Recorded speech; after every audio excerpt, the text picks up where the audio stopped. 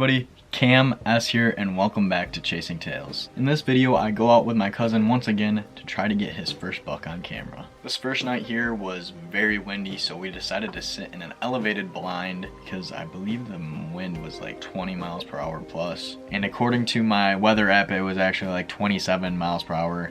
And my grandpa actually did not go out because he did not want to sit in the wind. And he actually texted us while we were out there and asked if anything was moving in this hurricane. So that should give you a little bit of an insight of how windy it actually was. But he wanted to go hunting, so we went out and decided to use a little bit of cover. His brother and dad also went out and sat in a different blind. So let's go get out in the woods.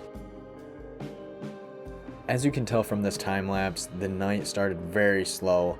And we didn't see any movement for quite a while, and these two birds were actually the only thing we saw for quite some time. After a long time of waiting, we finally saw these three does, and they seemed to be quite on edge because of the wind.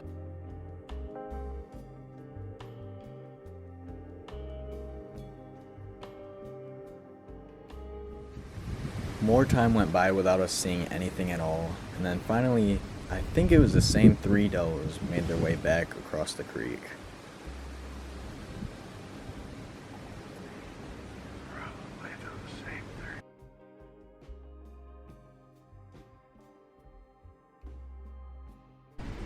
More time went on without seeing anything at all, and this lone doe made its way across the hill right there. Then a little bit more time went by, and off to our right, off camera, four does were sprinting through the woods. I think they might have smelled us, or they were just on edge from the wind. Then eventually this spike made its way past our blind, and it was the closest deer that we saw all night.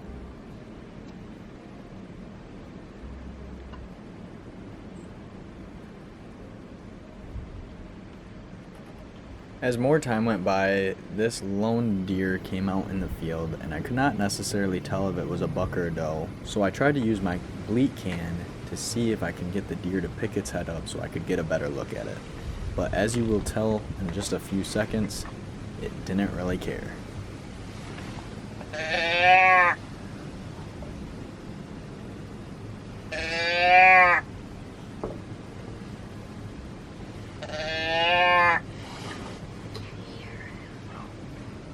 Or like my cousin just said, it couldn't hear it because it was just so windy out.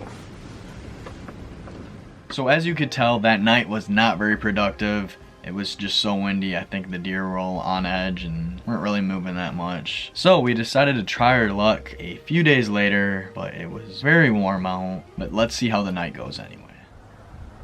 The wind was not nearly as bad as the other night, so we were able to get back up into the tree stand.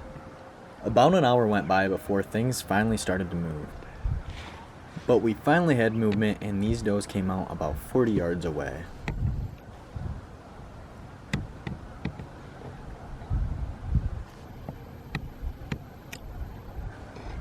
But they did come out downwind, and that's why she seems like she's so on edge. But she stopped to investigate us for a bit until she smelled us again.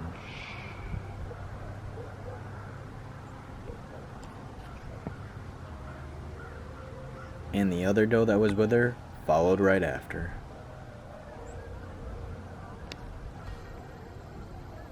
A little bit of time went by and a buck came out of the corn.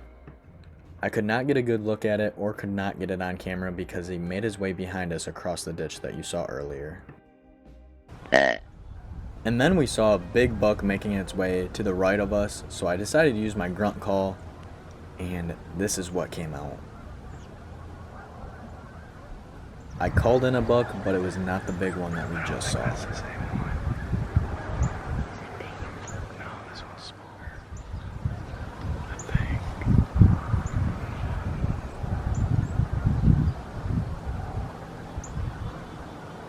He hung out there for a while, but I could not tell if he had brow tines or not.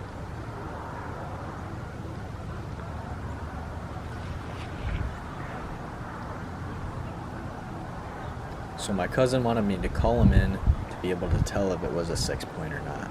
Yeah, 4-point, but I don't know. Might be a 6 or 5. Maybe.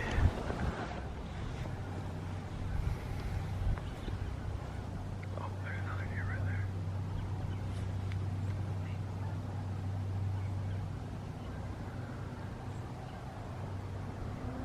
But he no longer cared for the calls. He just made his way across the field all the way to the corn.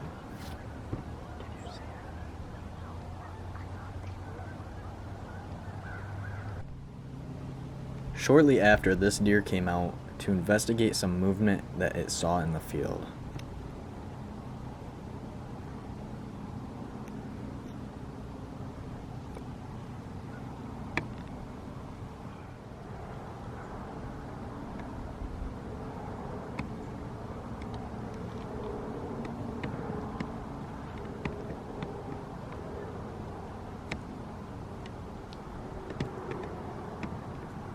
It followed the movement and it walked right underneath of us, and my cousin said that's the closest he's ever seen a deer.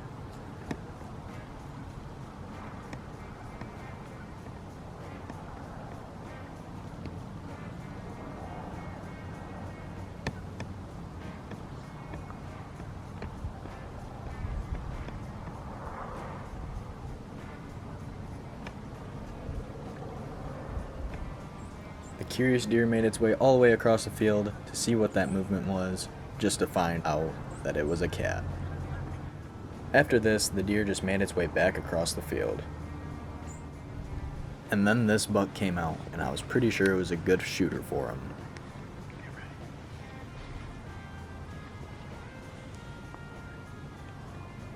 We just needed to get him in range.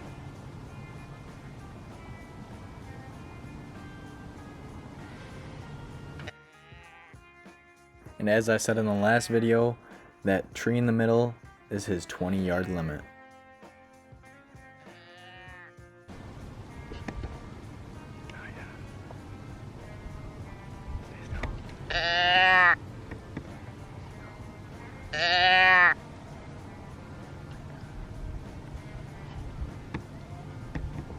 And I know I was probably calling too much, but I was just trying to get him within range.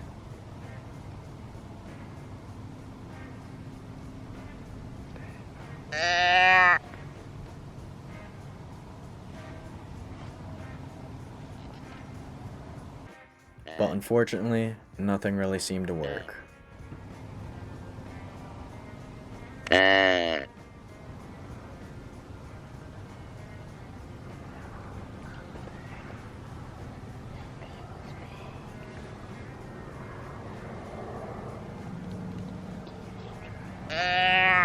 But as you could see right there, he was persistent that I must try some more.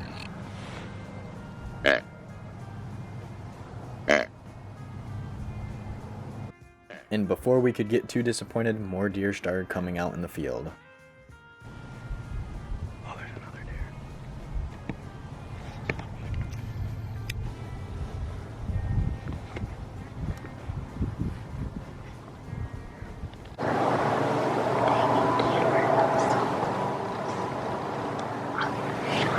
And I would have let him shoot it if it came in range. That's a buck. And just like that, there were deer all around us. He doesn't look very big.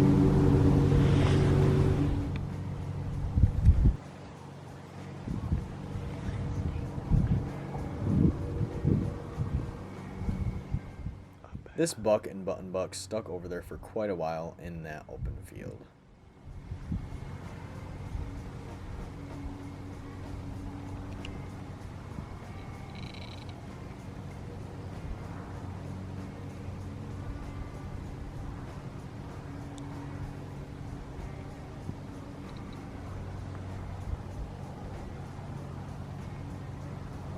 Then the buck made his way over to the cornfield next to the other deer that we could not really tell if it was a buck or a doe. And then that deer that we could not really tell what it was came out in the field. It was a big bodied deer, but we could not tell if it had any antlers or not. And just as we were getting ready to pack up and head back to the truck, these 3 does pinned us down. So we had to stay in the tree stand a little longer than we expected. And just like that, our hunt was over. Thank you for coming back to this week's video of Chasing Tails. Please come back next week where both of my cousins actually get their very first buck within 10 minutes of each other, and I get them both on camera.